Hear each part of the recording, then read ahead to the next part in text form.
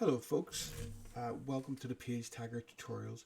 My name's Dave and I'm going to walk you through the mystery that is the PageTiger document. So today we're going to concentrate on adding text, and I'm going to try to keep this video as short as I possibly can. There are two aspects of adding text within PageTiger, but first of all, let's kick off by entering in the design mode. So this is our I'll just go back to home so we can kind of see where it is. If you get lost, just click on the home button and you should be able to find the last document you were working on. So let's go into design, and here we have the design we left. If you go over to pages, we see that we actually have two pages here, or it says technically three, and we're going to add some text now. So first things we need to do is make sure we have the design tab clicked so that we have this toolbar highlighted and available. So if we click the T first of all, this is the first control that we have for adding text, and that creates this grey bar, this grey box. So if we click on it till the handles appear, you notice that this T appears in the corner. So we click on the T, and they're going to add in a load of text. I'm just going to add in some lipsum. They call it lipsum, but it's actually called ipsum lorem. And the thing I'm going to add at the end of this is I'm just going to turn this laborum into an email address. It's not going to be a real email address, but I just want to add it in so we can kind of play with it later. And I'm going to hit save. Excuse me. So you can see there now I've just resized the box. It normally should do it automatically, but this is a flaw with the system. That adds this red plus, and the reason it adds a red plus is to tell us that there is more text to be shown. Now we know when our text is coming to the end because we've added an email address. So there we go, brilliant. And you know, it's quite nice when you're moving the text about because it kind of snaps into place in with the grid. Now it's good sometimes, it's annoying other times, but that is the first tool we have for adding text. And you can see we can control the overall body of the font. We can control the text, the font. We can choose the size, the style, whether it's fixed width or fit to width, to do with a panel. And then with the panel down here, we can decide where the text. So if I were to make that a little bit bigger, you can see that it's kind of placed it in the center of the actual text panel, or control as I refer to it as. You can change the color of they call it a keyline, but really what they mean is border. Now if I change that, you'll see nothing's changed, and the reason is because you also got to change the border width, which if we change it to 1, you can see that we now have a red border around our text. And you can change the corner radius. So if we change that to 15 degrees, you'll see that we have this nice look, but it doesn't really, it's quite annoying there. So this is maybe where we would select this model. So we have those nice round edges. I'm not suggesting that you would want to do that, but I'm just making you aware that it's possible. And also Control Z, even though it's a web platform, Control Z will undo your last action or last couple of actions if you keep pressing it. So that is the first one. It's quite limited in its scope. You can go through and kind of select things and bold them, but it does become a bit confusing. You can bold them, you can put italics around them. I've tried to use the underline a few times and it's underlined loads of stuff. So just be careful how you're using that. It's a bit dicey at times. The other control we have is the S control. So the T, I think, stands for text, and the S stands for story.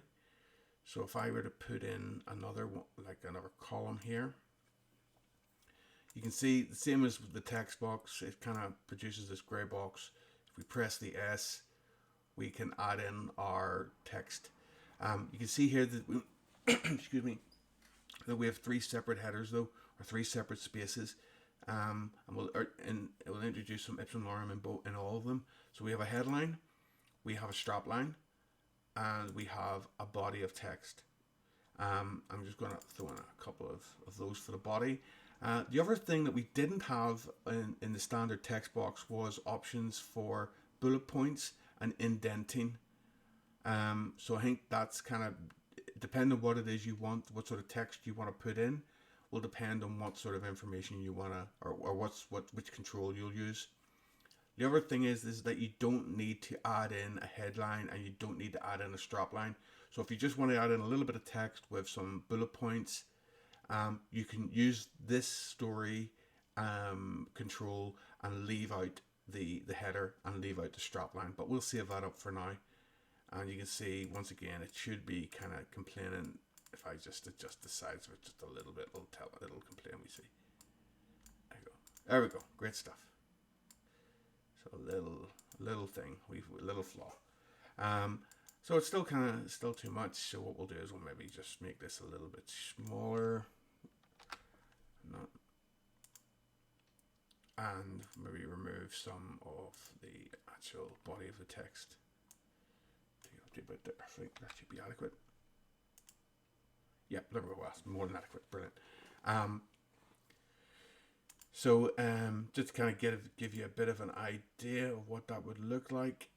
The other issue, it's not so much an issue, it's a bit of an irritant, is that if you want to remove, so you have what we have called as a paragraph gap here. If you want to just make a single line gap, you have to hold the shift key and press enter. Or sorry, yes, the shift key, yeah, and press enter. But that is something that I'm sure you guys probably know. So I'm just gonna kind of create a couple of bullet points here.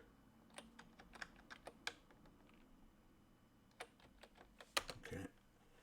So it's just a matter of obviously highlighting them as you would with anything else, and then selecting the bullet point control, or the bullet point button. And I put numbers in there. You can obviously select the side and choose what sort of bullet points. I mean, it's not a wide variety, but I guess it's grand for what most people need. And there you have. That's what it looks like when it's displayed. And like I said before, you can actually remove, say for example, the headline. So the headline's not displayed, and just kind of have the strap line, or remove the strap line and just have the headline and the body. So whatever you prefer, or go crazy and just kind of remove the headline and the strap line and just have the body of text with the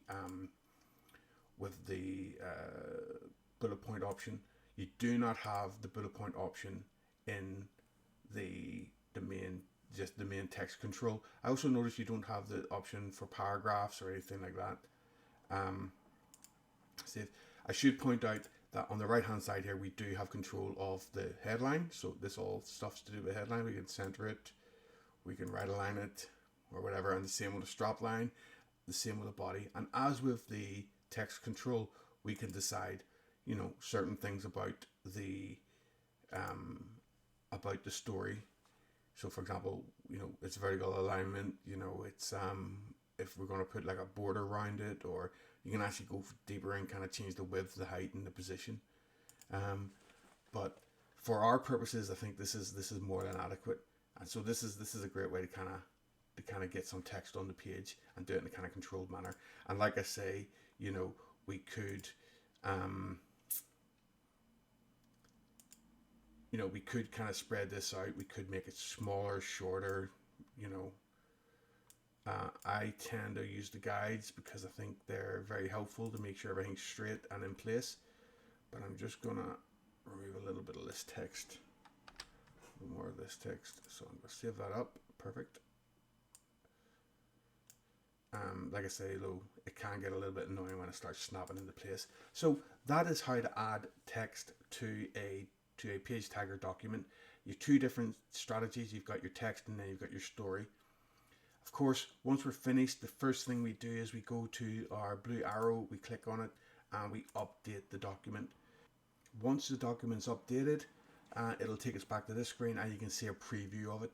And that's all we have to do for today. Thank you so much for listening, and I look forward to seeing you at the next tutorial.